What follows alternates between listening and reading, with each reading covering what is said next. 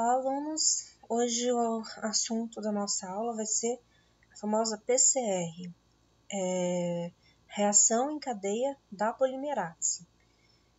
Então, eu vou abordar, a técnica de PCR, como ela é feita, qual é o princípio, e aproveitando a onda aí do coronavírus, vou falar do RT-PCR também, que é utilizado para diagnóstico, do corona.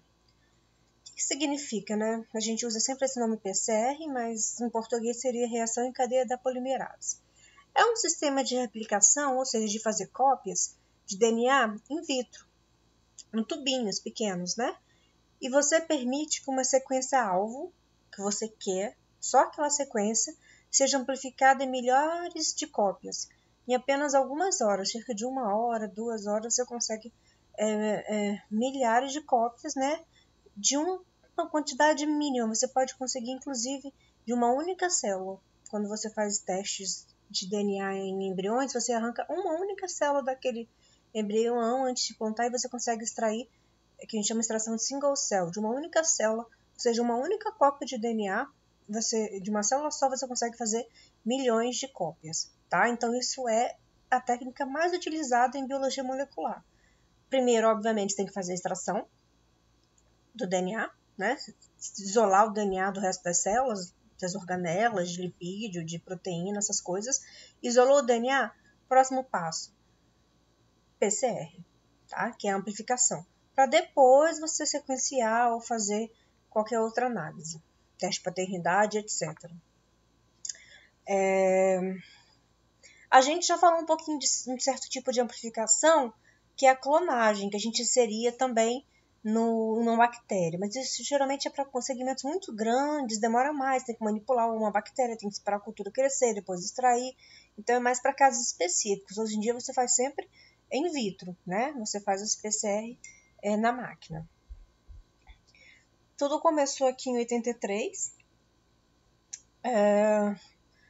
esse Kary Mullis, ele desenvolveu a técnica, tá? E ele publicou na revista Science, em 85, e aí ele descreveu como ele conseguia amplificar milhares de vezes, segmentos de DNA. E aí ele ganhou o prêmio Nobel. A gente só trabalha com esse tipo de gente aqui nas nossas aulas, Só ganhando prêmio Nobel. Aqui, só para a gente relembrar, essas cópias in vitro, a gente usa elementos básicos que a gente aprendeu na replicação. Por isso eu sempre digo, primeiro a gente tem que conhecer como é o DNA, como ele funciona na natureza, para depois tentar copiar, editar a partir do que você conheceu. Então, depois que a gente descobriu qual era a estrutura do DNA, descobriu como ele se replica, quais as enzimas que estão envolvidas, a gente meio que consegue agora simular esse processo artificialmente. Então, essa aqui é a nossa forquilha de replicação básica de uma replicação natural de um DNA. Tá? E a gente aprendeu que a gente tem primers, tem DNA ligase, tem a DNA polimerase, que é a enzima que adiciona nucleotídeos, a gente tem uma fita líder, uma retardada. A gente aprendeu, que aqui a gente tem uma fita que cresce na direção 5' 3', e a outra na 3' 5', que sempre a gente precisa de primers, que são iniciadores, E aqui tem outras enzimas, a topoisomerase, a helicase, ela rompe a ponte de hidrogênio, certo? Ela vai rompendo aqui as pontes de hidrogênio, então a gente conhece mais ou menos todas as enzimas que estão envolvidas nesse processo. Agora a gente tem que usar, essa informação para a gente conseguir manipular e tentar refazer esse processo in vitro, sem, talvez até economizando, nem precisa de todas essas enzimas. Para fazer isso, a gente no começo usava ciclos, E na verdade a gente usa ciclos até hoje. A gente, em vez de usar a helicase, que era a enzima que rompe, a gente esquenta. O que acontece quando você esquenta o DNA? Ele rompe as pontes de hidrogênio, A ponte de hidrogênio é uma interação fraca. Então, quando você esquenta, o DNA ele desnatura, quer dizer que ele separa as duas fitas, tá? Depois você abaixa a temperatura. E aí agora a gente vai ter a segunda etapa, que é o de anilamento. Eu vou ensinar que é a hora que os primers vão se anilar.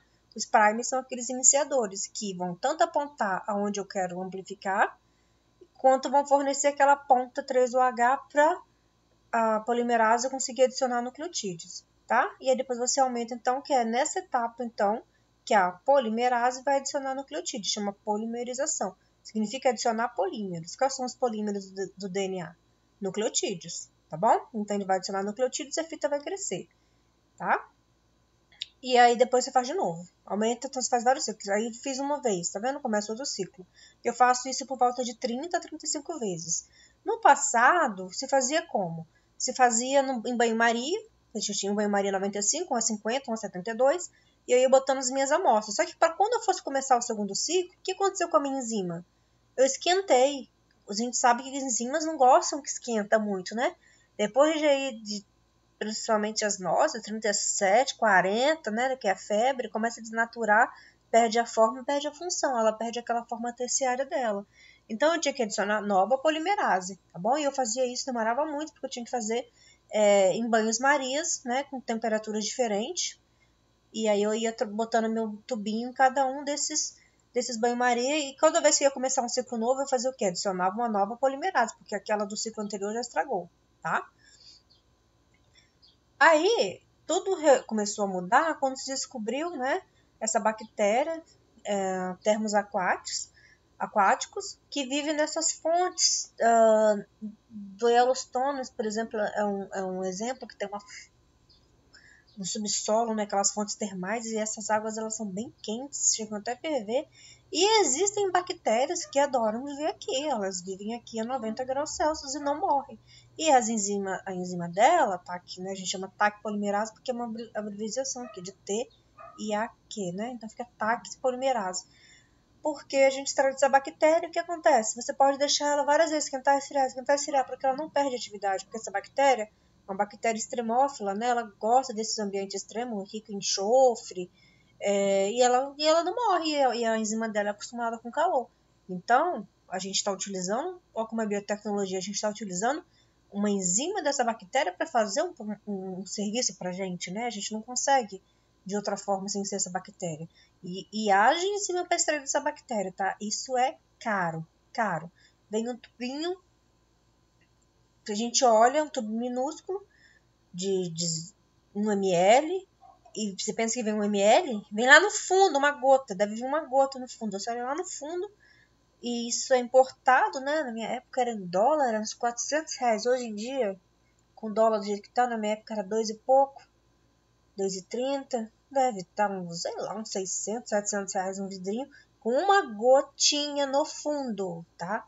Não vem cheio não, era uma gota, realmente, assim, muito pouco, vem no fundo assim. A gente usa pouco também, dá para fazer muitas reações, mas é caro, tá? Porque você tem que ficar extraindo enzima de uma bactéria. Imagina o trabalho que dá para você ficar vendendo aos montes, para todos os laboratórios do mundo. E a gente tinha maior cuidado, porque se contaminasse aquilo, você contaminava todo o seu estoque de PCR, já se foi R$600. Você sabe como é que era estagiário naquela época, né? Só Jesus, só a Dilma para dar conta da gente. E aí agora a gente utilizava esse que a gente chama de termociclador, que é automático. Agora não precisa mais ficar trocando de banho-maria, né? Banho-maria é uma maquininha com água quente que fica na temperatura controlada, né?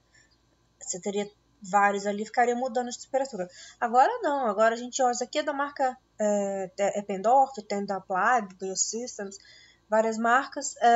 E aí você bota um tubinho bem pequenininho, tá bom? Tem o de 0,2, 0,5 ml. E aí você bota ali os reagentes, que eu vou falar quais são, e aí você vai programando aqui qual a temperatura, né? Qual a temperatura que você quer, quanto tempo, dependendo do animal que você quer, ou dependendo do prime, você altera um pouquinho aquela temperatura. Tem primes que anelam a 50, tem uns que é 55, tem uns que é 47. Se sua vida estiver muito difícil, você estiver apelando, você já vai para 40, 37, aí você já está apelando só no desespero mesmo.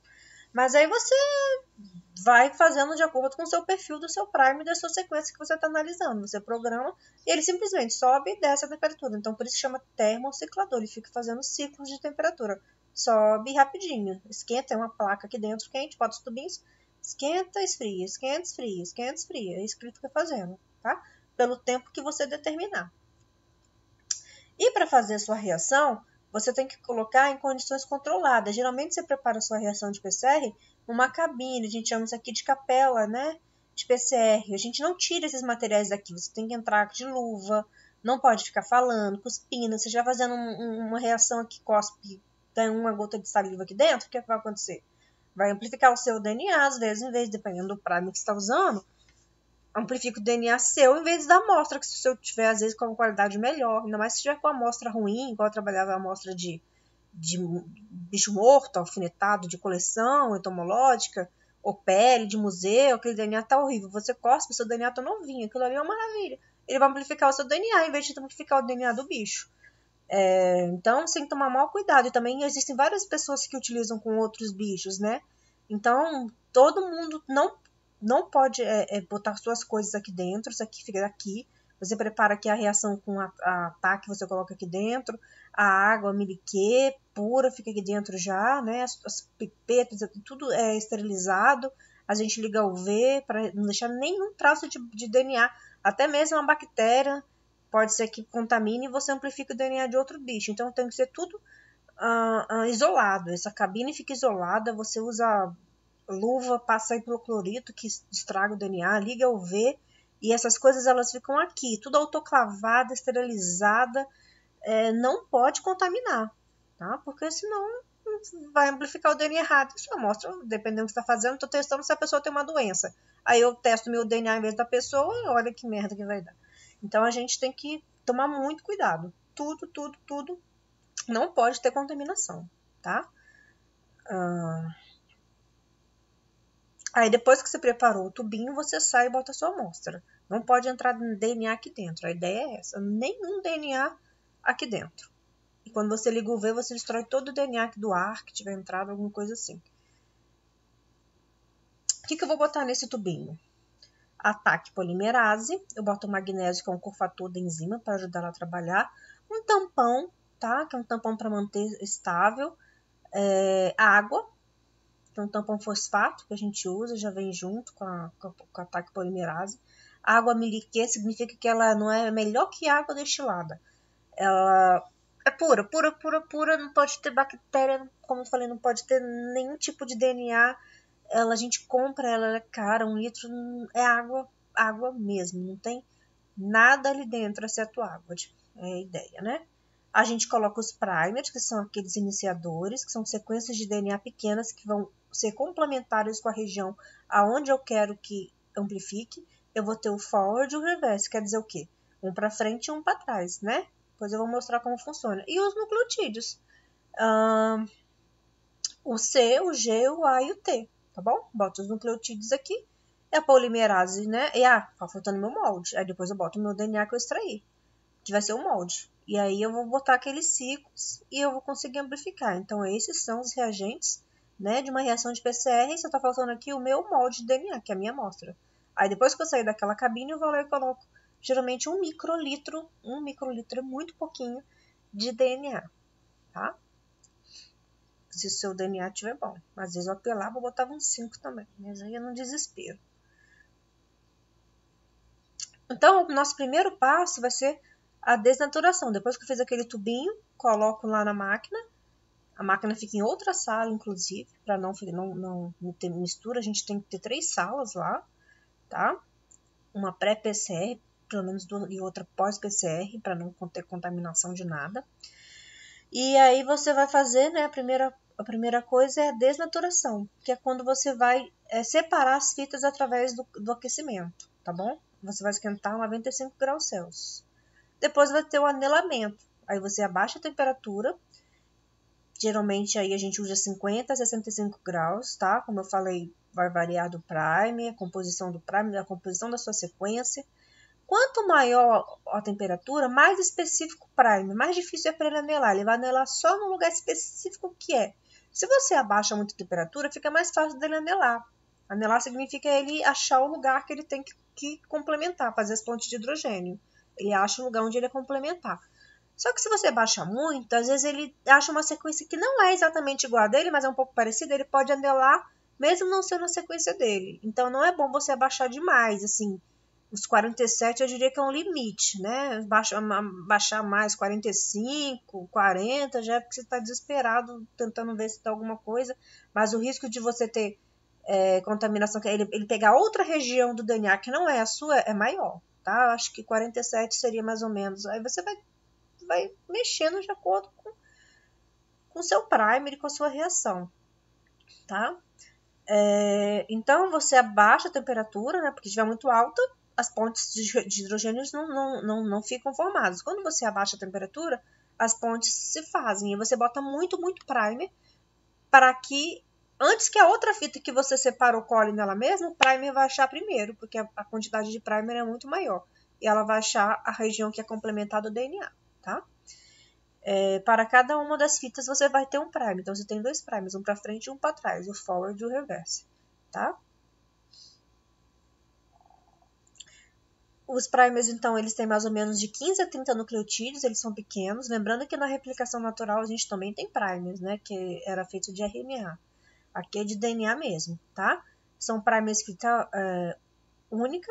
E eles vão flanquear, né? Uma em cima e embaixo. Exatamente, eles vão marcar a região que eu quero que amplifique. Ela marca o início e o fim da minha sequência alvo.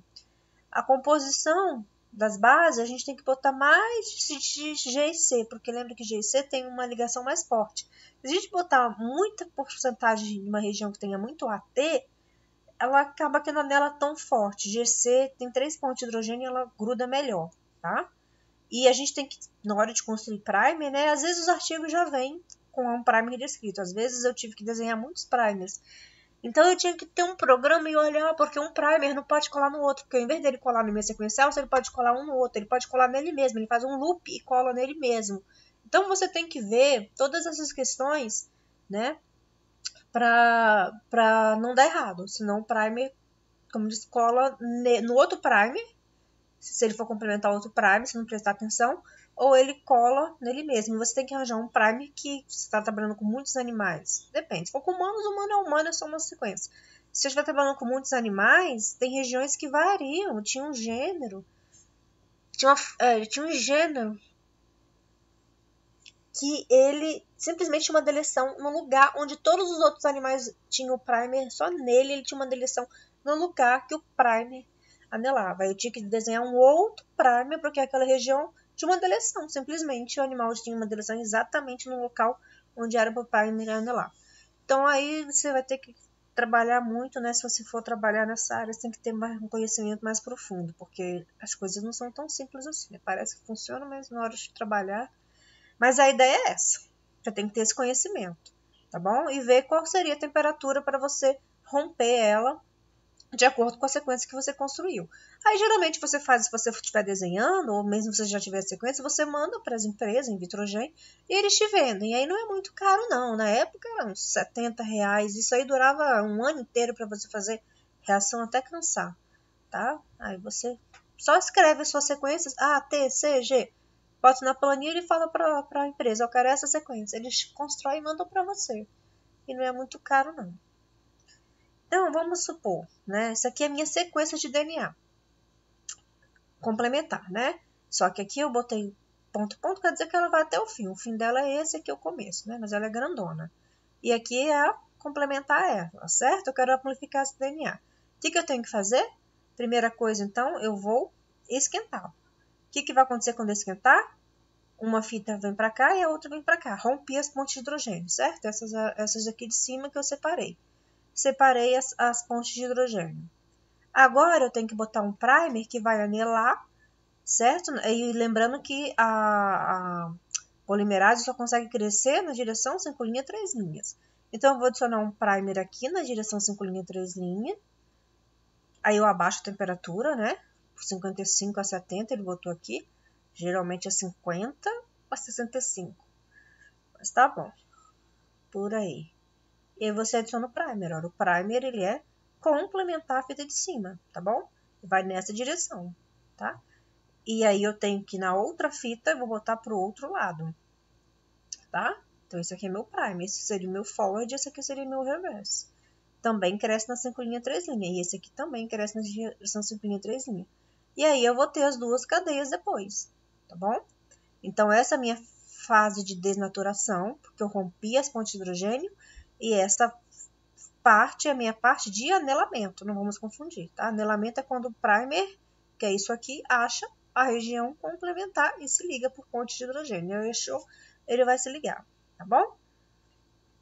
Os primers, então, eles são colocados em excesso, né, para que ele se ligue ao DNA-alvo, ao invés das duas fitas se ligarem de novo, porque imagina que se eu abaixo a temperatura, essa fita aqui de cima se liga nessa de baixo, aí o primer não vai ligar.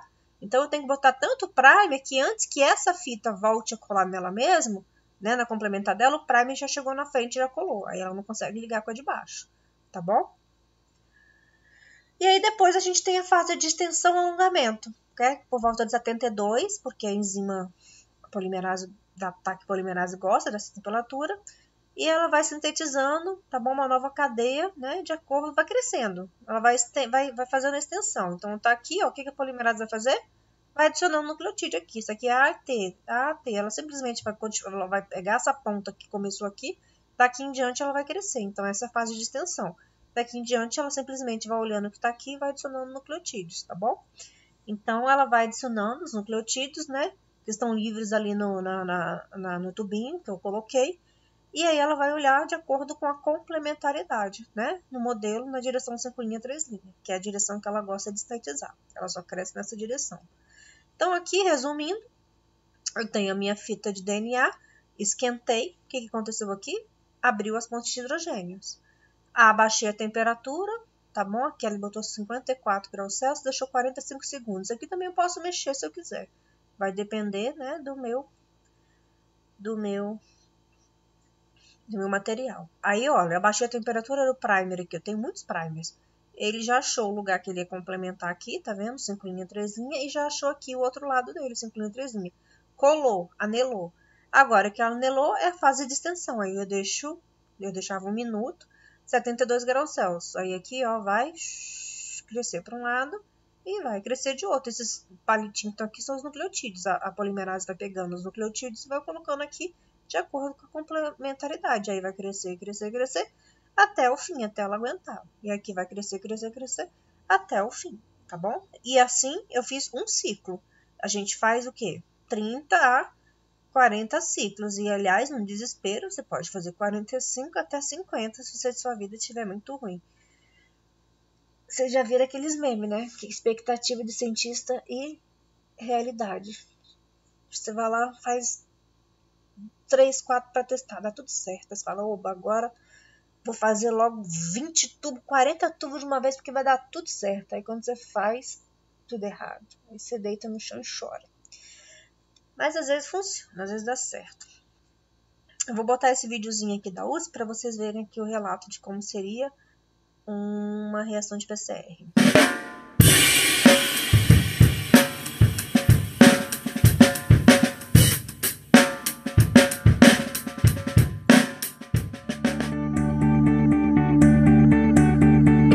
O processo de PCR é realizado a partir do DNA extraído de qualquer material biológico.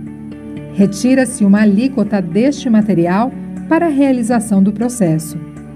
Esta alíquota contém todo o material genético do indivíduo. São, então, introduzidos os primers, os DNTPs e a enzima TAC-DNA polimerase. O material é colocado no termociclador, que eleva inicialmente a temperatura a 95 graus, onde ocorre a desnaturação da dupla hélice do DNA.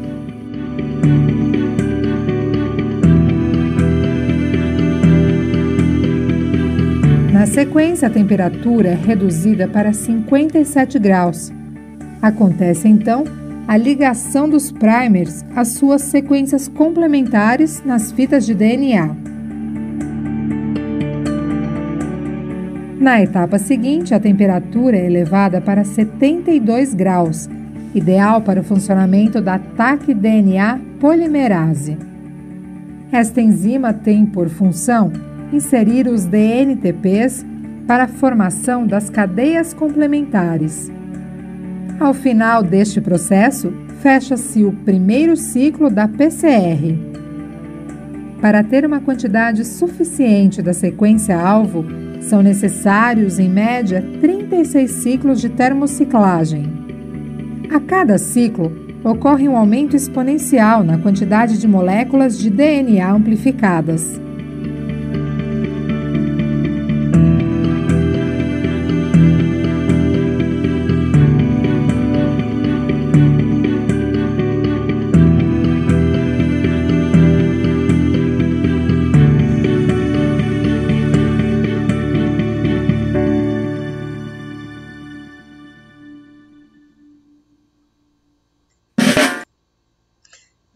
isso, né? A gente tem esses 3 ciclos, como eu falei, como o vídeo falou, a desnaturação, o anelamento e a extensão. É isso que vocês têm que saber o que significa cada uma dessas, certo? E aqui, resumindo só para vocês verem, né? Aqui é o meu alvo, o vermelhinho, só um detalhe. Quando a gente começa, ele não tem fim.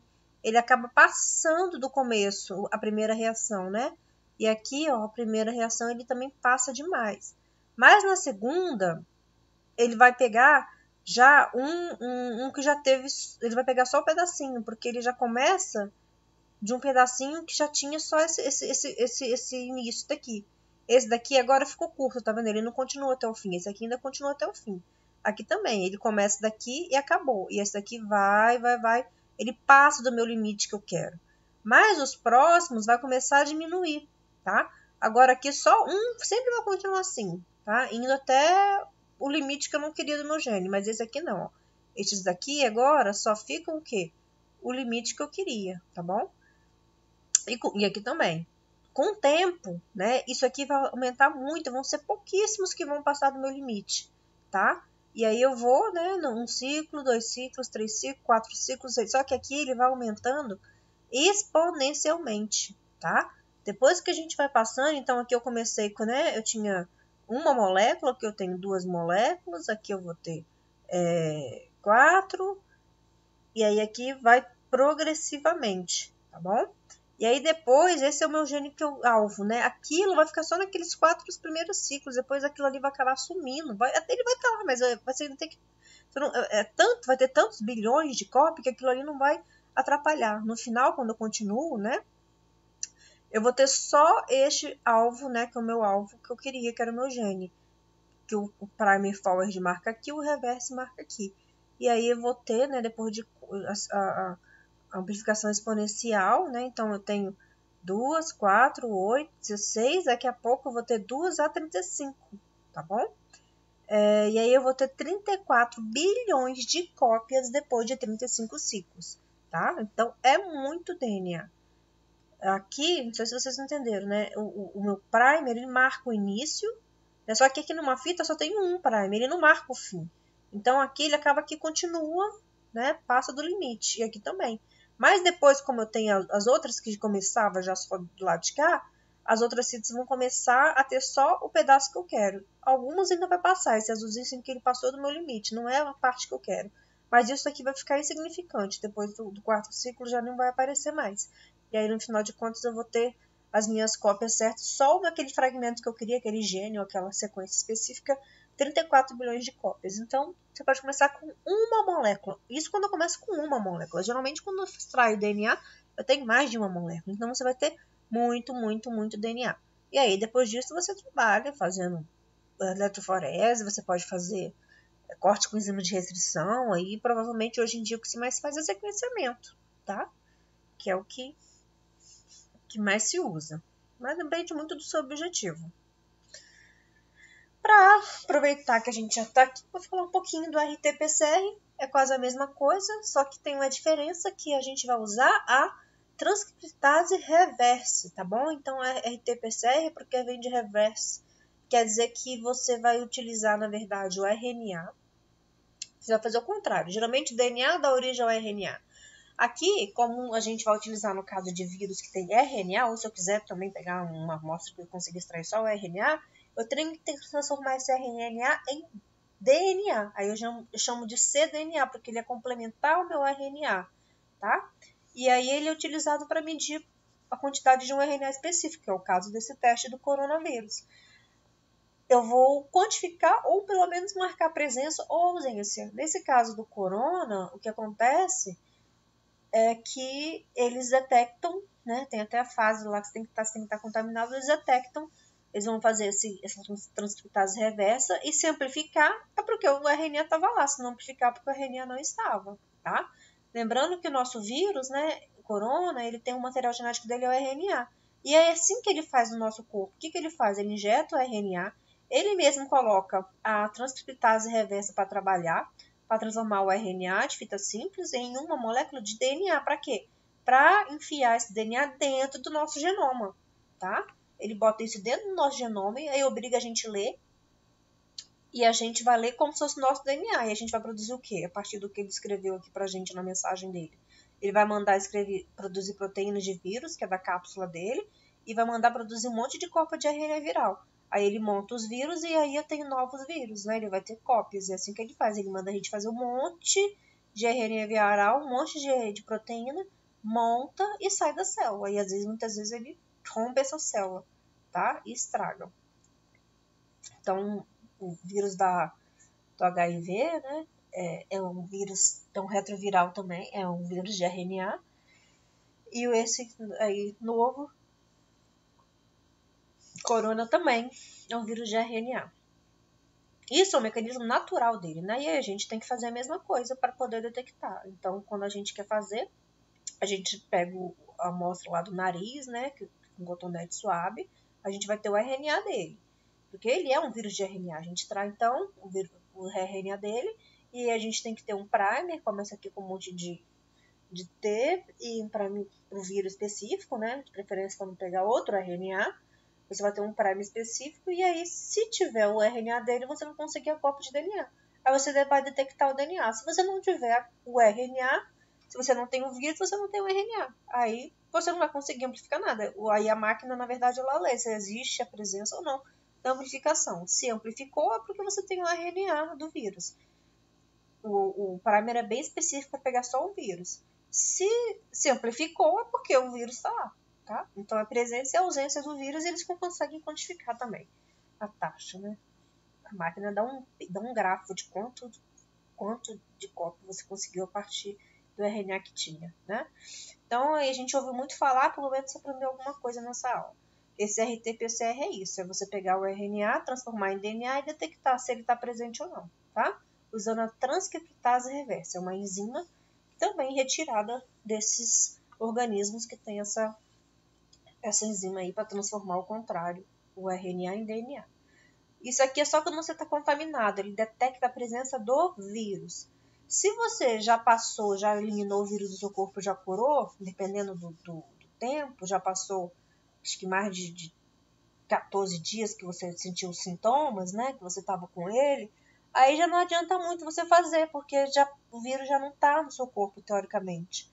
Você já curou, seu anticorpo já matou ele, se você não morreu nada do tipo, é porque você eliminou o vírus com seus próprios anticorpos. Aí você vai ter que ver se você tem o anticorpo IgM ou IgG. O IgM ele é rápido, na fase aguda. Depois que passou um tempo, você também nem tem mais IgM. Agora você vai ter o IgG, que é de memória longa. Ele vai ficar para sempre guardado, se tudo der certo, para a próxima vez você já atacar ele já com o anticorpo correto, né? Se você conseguir guardar, geralmente a gente guarda essa imunidade para sempre. Aí você fica baixo o nível, mas tá ali. Na hora que você entrar em contato, você produz um anticorpo. Então, depois que já passou um tempo, você tem que saber. O IgM ele também é mais da fase aguda.